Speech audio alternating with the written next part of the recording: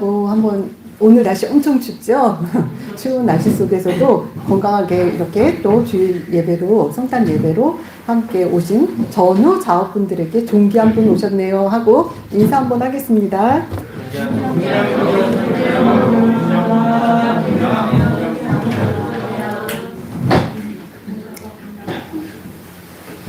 매년 성탄 절기가 되면 뭐 여러 가지 이제 성탄에 관련된 그림이나 명화 이런 거 많이 보게 되죠. 우리 저희 목사님 좀 PPT 한번 보여주실까요? 이제 저희가 오늘 다룰 그 본문이 동방박사 이야기잖아요. 그러면 동방박사 하면 이런 그림 많이 떠오르시죠? 우리 또 하나 더 볼까요? 수준을 조금 높여서 하나만 더 넘겨주세요.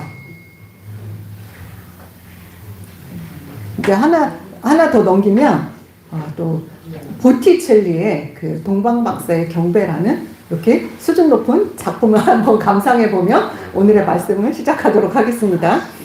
오늘은 아기 예수께 경배하기 위해서 별을 따라온 동방박사의 이야기를 통해서 우리 예수 그리스도의 탄생의 큰 기쁨의 은혜를 함께 나눠보도록 하겠습니다.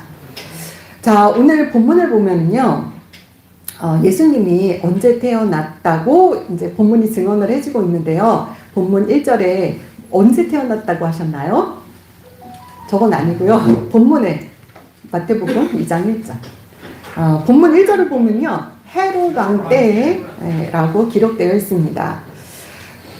성경에 헤롯이라는 이름을 가진 사람이 몇 명 등장을 해요. 근데 여기 이제 기록된 헤롯은 우리가 흔히 헤롯 대왕이라고 하는 그렇게 부르는 사람입니다.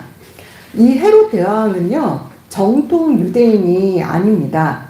에서의 후손인 그 이두메 사람 안티파터의 아들입니다.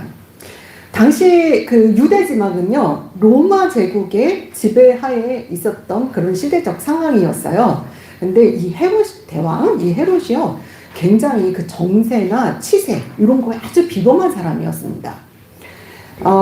이제 그 당시에 이제 로마에서는요, 여러분들 클레오파트라 잘 아시죠? 클레오파트라하고 그 안토니우스가 이제 연합군을 만들었어요. 그리고 또 옥타비아누스라는 황제가 있었는데 이 둘이 이렇게 로마에서 서로 이제 주도권 싸움을 하고 있었거든요. 그럴 때 이 헤롯이요, 처음에는 그 안토니우스 편을 듭니다.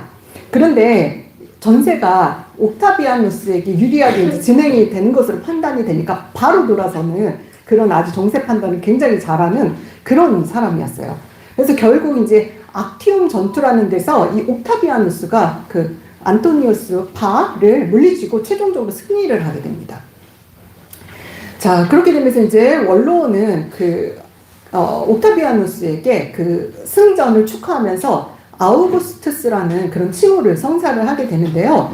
누가복음 우리 지금 아까 2장 1절 목사님 한번 보여주세요. 한번 읽어볼까요? 시작. 가이사 아구스토가 영을 내려 천하로 다 호적하게 하였으니 예수님 탄생 당시에 요셉과 마리아가 베들레헴으로 호적하러 가잖아요. 그때 이렇게 기록된 가이사 아구스토 이 사람이 바로 지금 제가 설명드린 옥타비아누스 황제입니다. 이 헤롯은요, 옥타비아누스의 신임을 결국 그 편을 들었으니까 얻게 되었겠죠. 그리고 또 원로원하고 귀족들에게 이제 뇌물도 주고 막 비위도 맞추고 해가지고 마침내 그 유대 지방을 통치할 수 있는 왕으로 임명을 받아 그가 이제 이 헤롯이 죽기까지 한 약 33년 동안 유대 지방을 통치하게 됩니다. 이 헤롯은요, 자신의 그 권세랑 권력 이런 걸 엄청나게 집착하는 인물이었습니다. 그래서 헤롯은 로마 황제나 이 로마에 잘 보이려고요. 그리고 또 자기 자리를 유지하기 위해서 백성들한테 아주 과중한 세금을 그렇게 걷어들였고 또 이렇게 그 치세나 뭐 어떤 그런 이런 것들을 과시하기 위해서 우리 건축물들 많이 세우잖아요. 그래서 그때 당시에 건축물도 많이 세우고 또 뭐 이렇게 무역도 잘하고 하고 싶어갖고 막 항구도 정비하고 뭐 이런 일들을 합니다. 이제 그런데 다 백성들이 동원이 됐겠죠. 고된 부역이 있었겠죠. 그러니까 백성들의 이런 비난과 원성 이런 것들이 굉장히 컸습니다. 그런데 또 이제 이 헤롯이요, 이 유대인들이 종교심이 되게 특심하다는 것도 잘 알았을 거 아니에요. 이렇게 빠릿빠릿한 사람이니까. 그래가지고 이런 점들을 잘 이용해갖고 이 사람들을 달래기 위해서 예루살렘 성전을 재건하는 일을 합니다. 그래서 여러분들 헤롯 성전 이런 말 많이 들어보셨잖아요. 이 사람이 그걸 만든 사람입니다. 지금도 예루살렘에 이렇게 가보시면 여러분들 아니면 TV에서 보면 통곡의 벽이라고 하면서 이렇게 관광지로 소개되잖아요. 그 통곡의 벽의 일부로 남아있는 것이 이 바로 헤롯 성전의 일부가 지금 남아있는 것입니다. 이 역사가 이제 요세푸스에 따르면요, 헤롯은 이렇게 정치력이 탁월했을 뿐만 아니라 또 교활하고 의심이 많고 그리고 아주 잔인한 그런 성정을 지닌 사람이었다고 그렇게 기록을 하고 있습니다. 자, 여러분들, 유대인들은요, 자기 왕이 어떤 계통을 따라서 어떤 자손으로 올 거라고 생각해요. 다윗의 자손으로 올 거라고 생각하잖아요. 근데 다윗의 자손은 고사하고 지금 정통 유대인도 아닌 사람이 자기들 왕으로 와 있으니까 이 사람을 진정한 자기 통치자, 리더로 왕으로 생각했겠어요? 그러지 않았겠죠. 물론 이제 힘이 없으니까 어쩔 수 없이 지배를 받고 그렇게 그냥 머리 숙여 있었겠지만 진정한 마음으로 이 사람을 왕으로 따르지 않았습니다. 헤롯도 이걸 잘 알았습니다. 그래서 늘 자기 왕권이 도전을 받을까봐 의심을 하고 또 정적일 것 같다 그러면 다 제거를 해버려요. 다 숙청을 합니다. 막 대량 학살도 막 합니다. 이제 그러다가 이제 이런 게 심해지니까 어떤 사람들은 그가 과대망상증에 걸렸었을 것이다 이렇게까지 말하는 사람도 있어요. 결국은 이 사람이 어느 정도까지 하냐면 자기 이제 아내들이 여럿 있었는데 그 중에 유대인 아내도 있었거든요. 유대인 아내랑 또 아들들이 있었는데 또 혹시 얘들을 통해서 또 자기 자리를 위협받을까 싶어갖고 자기 아내랑 아들이랑 장모랑 다 숙청을 하는 이런 일도 저질렀던 그런 아주 잔인한 그런 사람이었습니다. 이러한 사람이 지금 본문에 보면 이러한 사람이 왕이 되어 다스리던 그런 때에 바로 우리의 영원하신 왕 예수 그리스도께서 탄생하신 것입니다. 우리 본문 2장 1절에서 2절을 함께 읽어보도록 하겠습니다. 시작. 헤롯 왕 때에 예수께서 유대 베들레헴에서 나시매 동방으로부터 박사들이 예루살렘에 이르러 말하되 유대인의 왕으로 나시니가 어디 있느냐. 우리가 동방에서 그의 별을 보고 그에게 경배하러 왔노라 하니.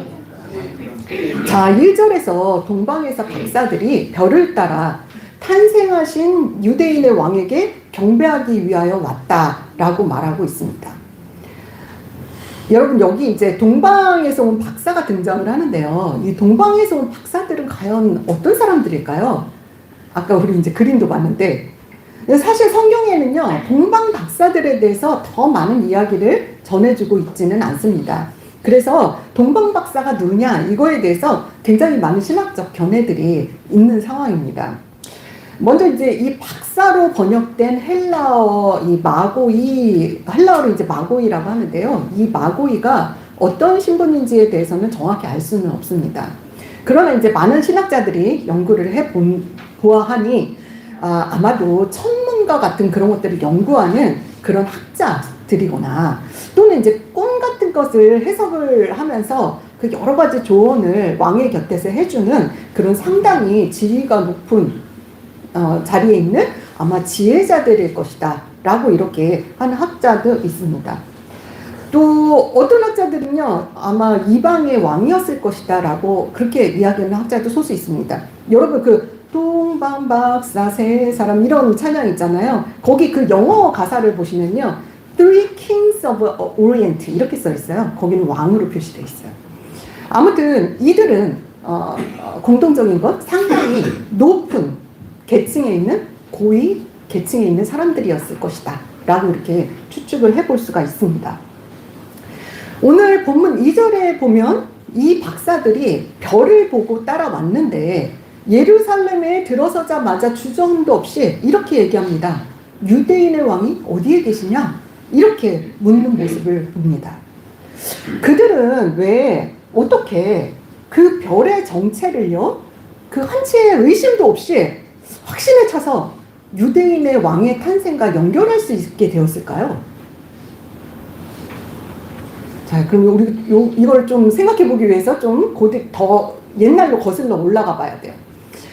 자, 유대 왕국은 여러분들 잘 아시다시피 기원전 567년에 멸망을 하죠. 그래서 왕을 비롯해서 많은 지도부 계층들이 그 바벨론으로, 포로로 잡혀갑니다. 이 바벨론이 예루살렘에서 보면 동쪽에, 그러니까 동방에 위치한 곳입니다. 이후에 이제 세월이 흐르면서 이 바벨론은요, 우리 성경에서 이제 바사라고 하는데, 다른 말로 하면 페르시아예요. 이 페르시아 제국에게 멸망을 당하죠. 그리고 페르시아 제국이 그 자리에 이제 들어섭니다. 아무튼 이제 그 바벨론 포로 한 70여 년의 바벨론 포로 생활을 하다가 페르시아 왕이 들어서면서 그 성경에도 나오죠. 고레스의 허락하에 이 유대인들은 포로에서 다시 유대 땅으로 귀환을 하게 됩니다. 그리고 이때 또 일부 사람들은 그 페르시아에 남기도 합니다. 유대인들은요, 이 포로 생활 중에도 이렇게 말씀을 연구하고 또 하나님 백성으로서의 어떤 희망을 간직하며 생활을 했습니다. 이런 그들의 고달픈 포로 생활을 견디게 해준 것은 그들이 하나님의 자녀라는 그런 정체성을 간직하는 것과 또 그들을 구원해줄 메시아를 기다리는 마음이었습니다. 그들은 다윗의 자손으로 올 왕을 기다렸습니다.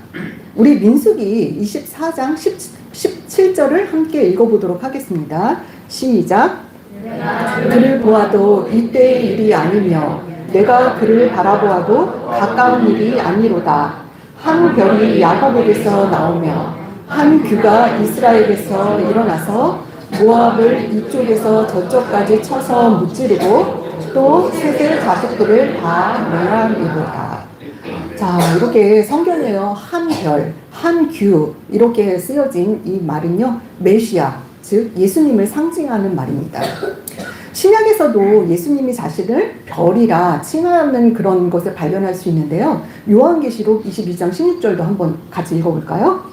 시작. 나 예수는 그애들을 위하여 내 사자를 보내어 이것들을 너희에게 증언하게 하였노라. 나는 다윗의 뿌리요 자손이니 곧 광명한 새벽별이라 하시더라. 아멘. 이렇게 유대인들의 소망과 기다림을 아마 박사들이 그때 많은 사람들이 아마 전해 들었을 거고 이 박사들도 그 얘기를 전해 들었을 것입니다. 그래서 이 박사들이 별의 출현과 메시아의 탄생을 연관시키는 일은 그리 어려운 일은 아니었을 것입니다.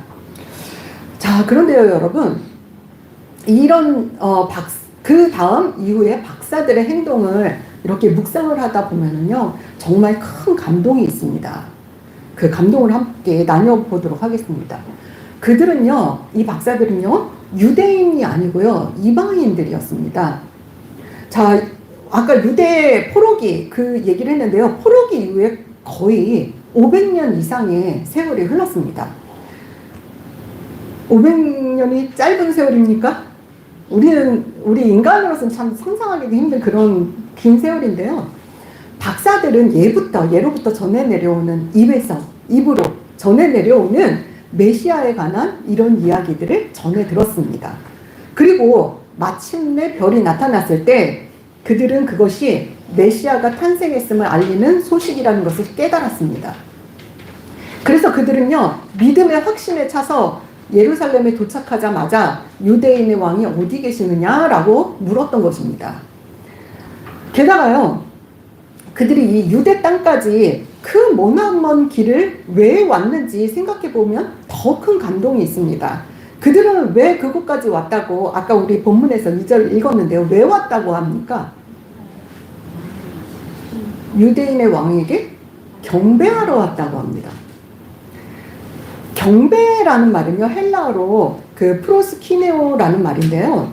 이것의 이제 1차적인 의미는 입맞춤으로 존경심을 표하다. 또 엎드려 절하여 존경심을 표하다라는 뜻인데요. 여기서 경배하다, 예배하다, 절하다 이런 뜻이 파생되었습니다. 자, 이 뜻은요, 동방 박사들이 단지 어떤 신기한 일 보려고 또 인간적인 존경심 이런 것만 가지고 왕으로 나신 이에게 경배하러 왔다는 것이 아니라 구약에서 예언된 바 인류의 왕, 만왕의 왕을 영접하러 예배하러 온 것이라는 것을 알 수 있는 그런 단어입니다. 여러분 한번 상상을 해볼까요? 우리 그들이 오는 여정이 어떠했을까요? 본문에는 이제 그 박사들이 별을 따라 왔다고 했는데요. 별이 낮에 뜨나요? 별은 밤에 뜨죠. 그러니까 이 사람들은 여행을 언제 했을까요? 별 따라서 밤에 했겠죠. 물론 이제 사막지대도 지나고 하니까 사막지대는 뜨거워서 낮에는 움직이지 못해요. 그래서 이렇게 선선할 때 아침, 저녁 이럴 때 움직이긴 하는데 그래도 사막이 밤에 굉장히 춥잖아요. 그 추운 그 한밤 이동하는 것이 결코 쉽지 않았을 것입니다. 게다가 그들은 별을 따라 왔기 때문에 그 별이 어디로 가는지 어디까지 가는지 알지도 못한 채 그 별을 따라 무작정 따라 길을 나선 것입니다. 왜요? 오직 탄생하신 메시아께 경배를 드리겠다는 그 목표만을 바라보고 수천 킬로미터의 험난한 여행을 시작한 것입니다. 대단한 믿음과 용기와 결단이 아니라고 말할 수가 없겠죠. 자, 또한 그들에게는요, 현실적으로 정치적인 위협도 있었습니다. 예수님이 태어날 당시에는요, 이제 페르시아도 망했어요. 아까 페르시아가 그 뒤를 이었다고 했는데요. 이제 이때 당시는 페르시아도 망했어요. 그래서 그 호손이라고 자처하는 파르티아 왕국이 그 뒤를 잇게 되었는데요. 아마도 그 박사들은 동방에 있는 파르티아 왕국에서 왔을 가능성이 상당히 높습니다.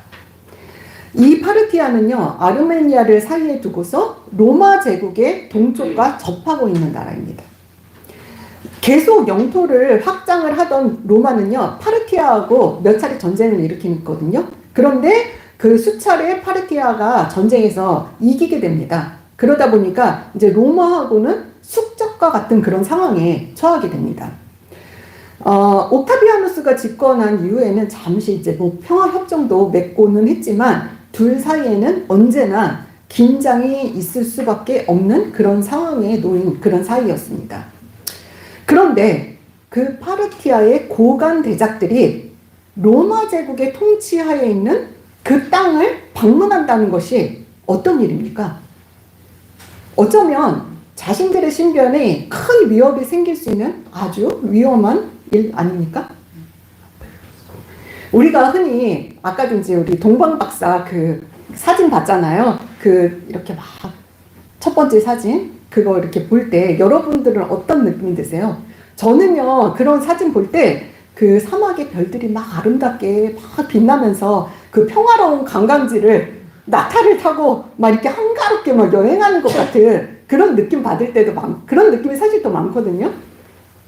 여러분들은 어떠신지 궁금한데요. 그러나 실제로 그들이 별을 따라 지나온 여정은 그렇게 여유롭고 낭만적인 것이 아닙니다. 그들은 목숨의 위협을 느끼며 고달프며 알 수 없는 그 여행의 그 긴 여정을 떠난 것입니다. 노벨 문학상을 수상했던 T.S. 엘리엇이라는 그 소설가이자 시인이요. 동방 박사의 여행이라는 시를 썼는데요. 동방 박사의 여행이 어땠을지 상상하기에 아주 좋은 시인 것 같아서 제가 일부만 소개해 드리도록 하겠습니다. 추운 겨울, 다시요. 추운 길을 헤쳐서 다다랐네. 한 해 가운데 가장 혹독한 시절에 여행을 하기에는 이처럼 먼 여행을 하기에는 길은 푹푹 빠지고 날씨는 매서웠네. 죽도록 추운 그 겨울. 낙타들은 피부가 스쳐 벗겨지고 발은 쓰리니 걷기를 주저하고 눈 녹은 구덩이에 주저앉았네. 언덕이 여름 별장과 그 계단에서 과일 빙수를 나르던 비단옷 차림 여인들을 생각하며 후회하던 때도 있었네. 낙타꾼들은 욕하고 투덜대며 달아나고 술과 여자를 원할 뿐 밤에 피운 모닥불은 잦아들고 쉴 곳은 없는데 도시들은 저기를 품고 작은 마을들은 불친절하고 시골 동네는 더러우면서 값만 비싸게 요구하고 참으로 어려운 길을 걸었네. 결국은 밤을 새워 가기로 했네. 토막 잠을 자는 동안에도 우리 귀에 앵앵거리는 소리가 떠나지 않았네. 이 모든 일이 어리석은 짓이라고 이르는 소리. 어떠세요? 동방 박사들의 고단한 여정이 느껴지시나요? 그들의 어떤 번민 이런 것들이 느껴지시나요? 저는 이 시를 읽으면서 동방 박사들의 고된 그런 여정 이런 것들이 이제 상상이 되면서 자, 그럼에도 불구하고 예수 그리스도를 찾아 나선 그 믿음과 용기에 가슴이 뭉클해졌는데요. 동시에 우리 삶의 여정 또한 그들의 여행과 같지 않나 그런 생각이 들었습니다. 자, 이런 고생 끝에 이들이 예루살렘에 도착하여 유대인의 왕으로 나시니가 어디 계시느냐고 묻습니다. 박사들은요, 이런 대단한 빅뉴스를 모든 유대인이 알고 있을 거라고 생각했어요. 그런데 그들은 전혀 모르고 있었습니다. 관심도 없었습니다. 금시초문입니다. 그들의 반응이 3절에 나옵니다. 3절 한번 읽어보도록 하겠습니다. 헤롯 왕과 온 예루살렘이 듣고 소동한지라. 박사들이 하는 말을 듣고 온 예루살렘에 소동이 일어났습니다. 여기 소동하다라는 타라소라는 단어를 좀 잘 살펴봐야 하는데요. 이 말의 뜻은요, 뒤흔들다, 당황하게 하다, 흥분하게 하다, 또 괴롭게 하다, 무섭게 하다, 이런 말들이 의미를 갖고 있는 그런 단어입니다. 그러니까 박사들이 이 얘기를 전해니까 온 예루살렘이 이 복된 소식을 전해 듣고 기쁨으로 떠들썩해졌다는 이야기가 아닙니다. 또 단지 이렇게 그런 일이 있었어? 하고 그런 놀라운 소식에 웅성웅성했다 이런 표현도 아닙니다. 아까 헤롯의 성정에 대해서 이야기했죠. 헤롯은 또 다윗의 혈통도 아니고 이방인 왕이었기 때문에 예루살렘 사람들로 유대인으로부터 진정한 왕으로 인정받지 못하고 있다는 것을 우리 살펴봤어요. 그는 늘 권좌를 잃지 않을까 하는 두려움에 있었고 또 자기 권위에 도전하는 자들은 다 죽였다고 했죠. 그런데 그런 상황에 유대인의 왕이 났다고 하니 그 헤롯의 마음이 어땠을까요? 그것도 어떤 혈통이에요. 다윗의 혈통에, 다윗의 자손에 유대인의 혈통으로 온 우리가 보면은 그 적장자라고 해야 되나요? 네, 그런 유대인이 왕이 나셨다고 하니 이 다윗이요 원래도 좀 약간은 제정신이 아닌 사람이었는데 이 소식 듣고 뭐 극도의 흥분과 막 불안과 막 패닉 상태에 빠지지 않았겠습니까? 지금 그걸 설명하고 있는 것입니다. 그런데요, 헤롯은 그렇다 쳐요. 그런데 여기서 더 놀라운 것은 이스라엘 사람들의 반응입니다. 그들이 그렇게 기다리던 메시아, 그 메시아가 오셨다는 소식에 그들이 기뻐하기보다는 헤롯과 같은 마음으로 소동했다고 지금 성경은 증언하고 있는 것입니다.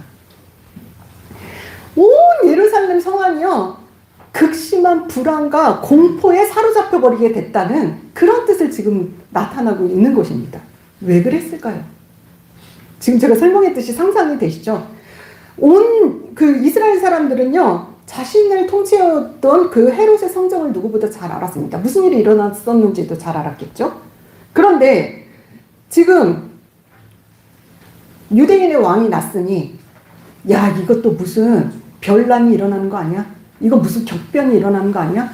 또 어디서 대량 학살이라도 나는 거 아니야? 뭐 이런 두려움에 사로잡히지 않았겠습니까?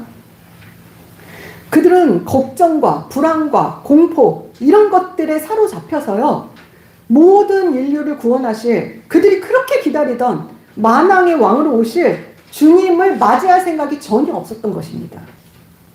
그들에게는요, 메시아가 오시는 일보다 자기의 일상이 흐트러질 일, 자기들이 이렇게 안정되게 살고 있는데 이것들이 어떤 일이 발생할지 모를 그런 두려움과 앞으로의 걱정에 휩싸여가지고 걱정, 근심, 문제 해결 막 이런 살아갈 일이 그들에겐 더 먼저였던 것입니다. 그러니까 메시아가 오신 일에 전혀 감동을 받을 수가 없는 것이죠. 자, 이제 4절을 보면 헤롯이 대제사장과 서기관들을 모아놓고 그리스도가 어디서 나겠느냐고 묻습니다. 그들은 성경을 깊이 연구한 사람들이잖아요. 그래서 예수님이 베들레헴에서 나시리라는 것을 너무 잘 알았습니다. 우리 5절, 6절 함께 읽어보도록 하겠습니다. 시작. 이르되 유대 베들레헴이오니 이는 선지자로 이렇게 기록된 바 또 유대 땅 베들레헴아 너는 유대 고을 중에서 가장 작지 아니하도다. 내게서 한 다스리는 자가 나와서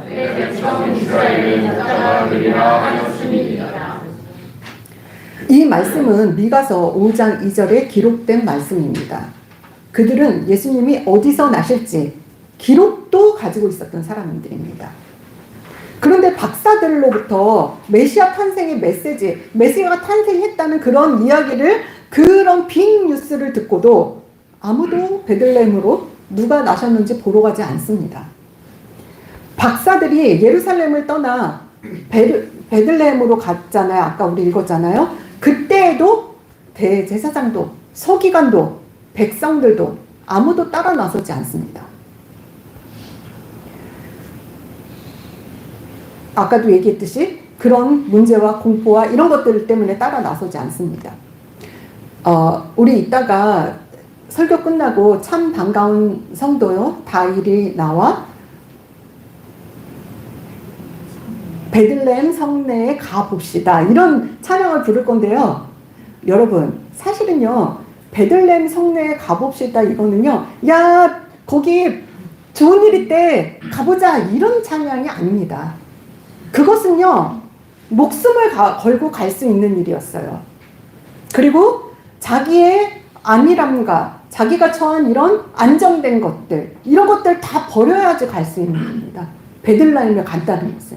여러분들 이따 찬양 부르실 때 거기 예수님이 탄생하셨으니까 우리 다 가보자, 이런 마음으로 부르시지 마시고, 그 예수님을 경배하러 가는 일, 예배하러 가는 일, 그것은요 내 모든 문제와 내가 누리고 있는 안정된 생활들과 또 어떤 문제와 이욕들, 또 지금은 어때요? 많은 사람들의 어떤 세상 사람들의 어리석다고 말하는, 지금 우리 시에도 나왔잖아요.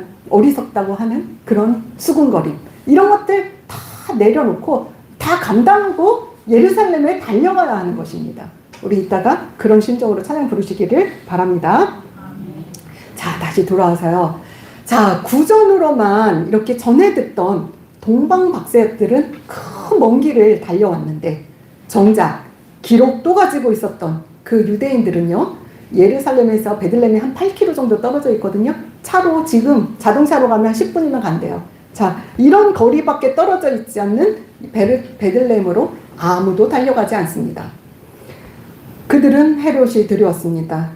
그 나신 유대인의 왕을 경배하러 가다 죽임을 당할까 두려웠습니다. 그들의 안전된 생활이 깨질까봐 걱정했습니다. 그래서 그들은 그들의 메시아를 모른 척한 것입니다.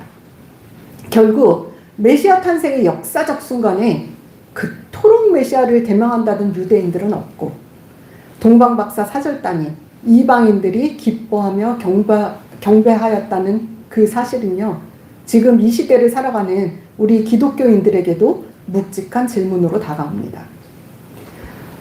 우리는 모두 예수님을 구주로 영접한 기독교인입니다. 우리 많은 성도들은요, 여러 가지 설교와 또 책을 읽고 교육을 받고 해갖고 예수님에 대하여 잘 압니다. 많이 압니다.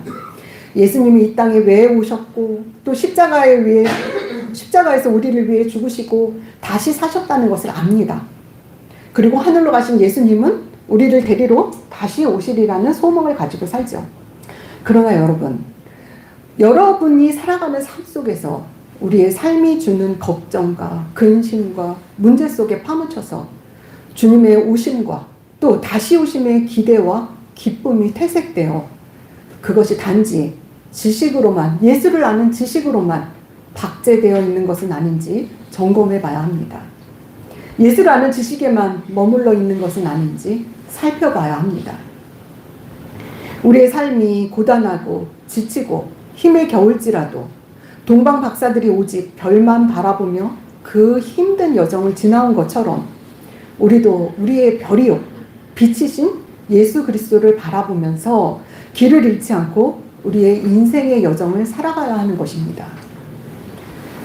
그 길이요, 그 예수 그리스도라는 별만을 바라보고 걸어가는 그 길이 때로는 죽을 만큼 힘이 들고 내가 원하는 대로 살지 못할 때도 있고, 또 세상, 아까도 말씀드렸다시피 세상 사람들이 왜 거긴 뭐하러 가?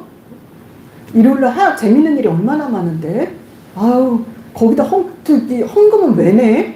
가서 쓸 때도 좋은데 쓸 때도 얼마나 많은데, 우리 그런 비아냥과 그런 수군거림과 이런 것들을 다 뜯고 이렇게 예배하러 나오잖아요. 이런 말을 들을 수도 있습니다.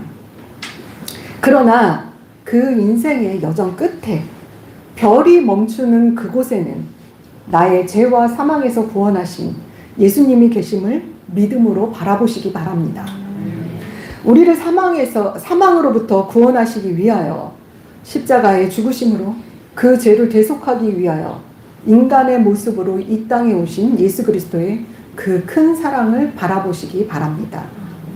그 믿음의 끝에 그 큰 기쁨이 있음을 우리 동방 박사들로부터 발견할 수 있습니다. 우리 9절에서 10절 함께 읽어보도록 하겠습니다.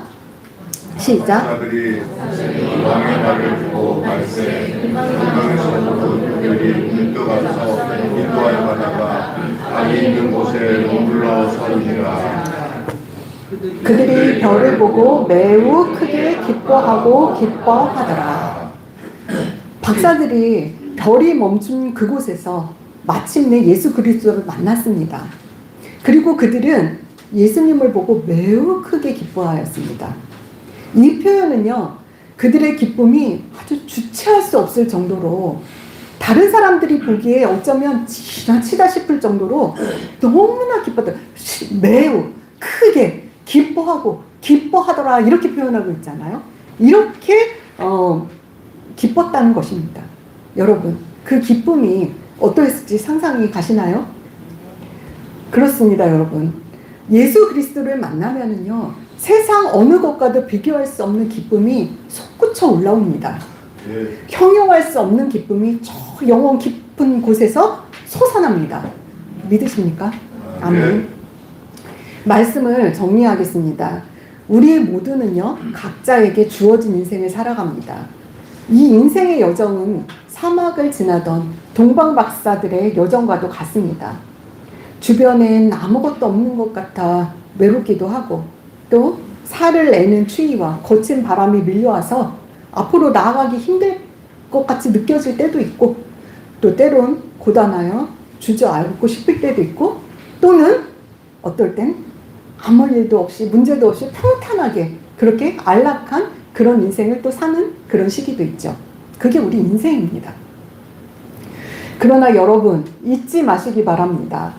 동방 박사들이 먼 길을 올 수 있었던 것은 오직 밝은 별의 인도하심을 따라왔기 때문입니다.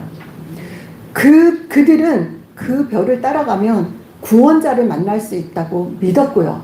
마침내 메시아로 오신 아기 예수님을 만났고, 그 만남의 기쁨은 어떤 것과도 비교할 수 없을 만큼 매우 기뻤다는 것을 명심하시기 바랍니다. 예수님은 우리 인생의 길이 되시고 진리가 되시고 생명이 되시기에 우리는 기뻐할 수 있는 것입니다. 어떤 이에게는 이번 성탄절이 늘 돌아오는 매번의 그런 성탄절이 될 수도 있지만, 어떤 이에게는 소망과 기쁨이 시작되는 그런 날이 될 줄로 믿습니다. 저는 이번 성탄절을 통해서 우리 매일교회와 또 매일교회에 속한 성도님들 모두가 동방 박사의 심정으로 빛 대신 주님만 바라보며 사시길 간절히 원하고요.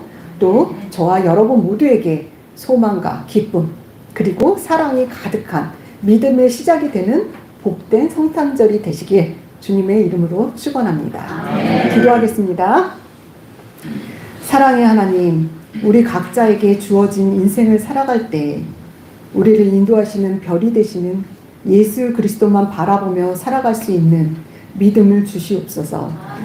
인생의 걱정과 근심 속에 갇히고 세상 문제만 바라보다가 바로 앞에 계신 예수 그리스도를 알아보지 못하는 어리석은 자가 되지 않도록 도와주시옵소서. 우리를 죄와 사망에서 건지시기 위하여 예수 그리스도를 이 땅에 보내주신 성탄의 의미를 마음속 깊이 새기는 성숙한 성도들 다 되게 하옵소서. 우리 모두에게 소망과 기쁨을 충만히 부어주시길 원하옵고 존귀하신 예수 그리스도의 이름으로 기도드립니다. 아멘.